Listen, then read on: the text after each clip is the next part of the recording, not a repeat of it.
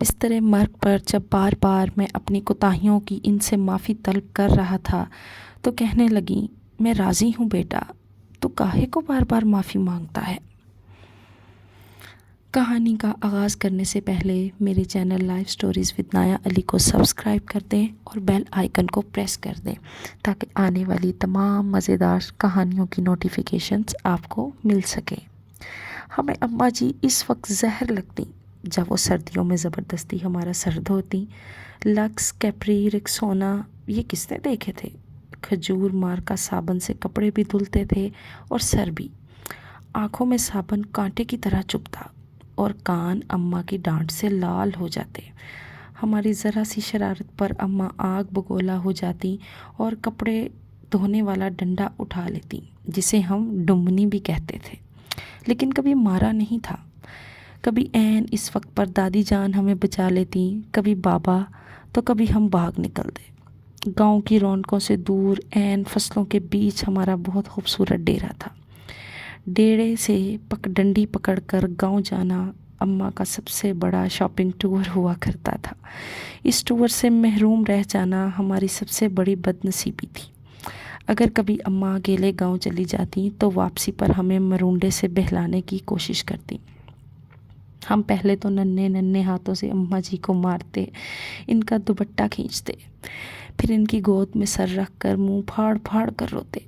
کبھی اماں ساتھ گاؤں لے جاتی تو ہم اچھلتے کودتے خوشی خوشی ان کے پیچھے بھاگتے۔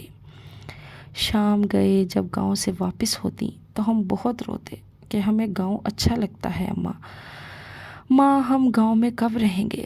میرے سوال پر وہی گھسا پٹا جواب دیتی، جب تو بڑا ہوگا نوکری کرے گا، بہت سے پیسے آئیں گے نا، تیری شادی ہوگی۔ یوں ہم ماں بیٹا باتیں کرتے کرتے طریق ڈیرے پر آ پہنچتے۔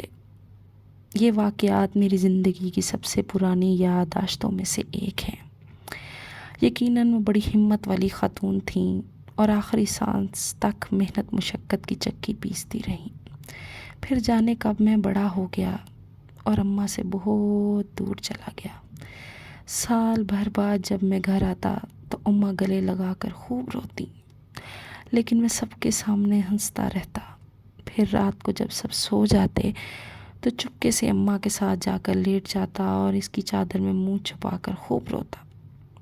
اماں کھیت میں چارہ کاٹتی، بہت بھاری پنڈ سر پر اٹھا کر ٹوکے کے سامنے آ کر پھینکتی، کبھی کبھی خود ہی ٹوکے میں چارہ ڈالتی اور خود ہی ٹوکا چلاتی۔ جب میں گھر میں ہوتا تو ان کا ہاتھ بٹاتا، اور جب میں ٹوکا چلاتے چلاتے تھک جاتا تو وہ سرگوشی سے پوچھتی، بات کروں تمہاری فلاں گھر میں؟ وہ جانتی تھیں کہ میں پیدائشی عاشق ہوں اور ایسی باتوں سے میری بیٹری فل چارج ہو جاتی ہے۔ پھر ہم نے گاؤں میں گھر بنا لیا، ماں نے اپنی پسند سے میری شادی کر دی، میں فیملی لے کر شہر چلا گیا اور ماں نے گاؤں میں اپنی دنیا بسا لی۔ وہ میرے پہلے بیٹے کی پیدائش پر بھی شہر آئیں، میں نے انہیں سمندر کی سیر کروائی، کلفٹن کے ساحل پر پان کھلایا۔ اماں بیمار ہوئیں تو میں چھٹی پر ہی تھا۔ انہیں کئی دن اپنے پاس رکھا اور سمجھاتا رہا کہ ماں جی یہ تو ایک معمولی سا پیٹ درد ہے، جلد فاقہ ہو جائے گا۔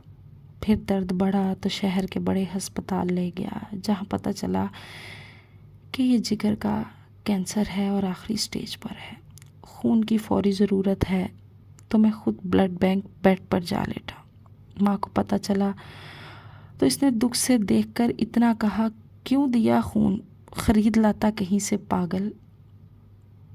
میں بمشکل اتنا ہی کہہ سکا، اماں خون کی چند بوندوں سے تو وہ قرض بھی نہیں ادا ہو سکتا جو آپ مجھے اپنے کندھوں پر اٹھا کر گاؤں لے جایا کرتی تھی۔ وہ کھلکھلا کر ہنسنے لگیں تو میں نے کہا، اماں مجھے معاف کر دینا، میں تیری خدمت نہیں کر سکا۔ میرا خیال ہے کہ میں نے شاید ہی اپنی اماں کی کبھی خدمت کی ہوگی، وقت ہی نہیں ملا، لیکن وہ بہت فراخ دل تھیں۔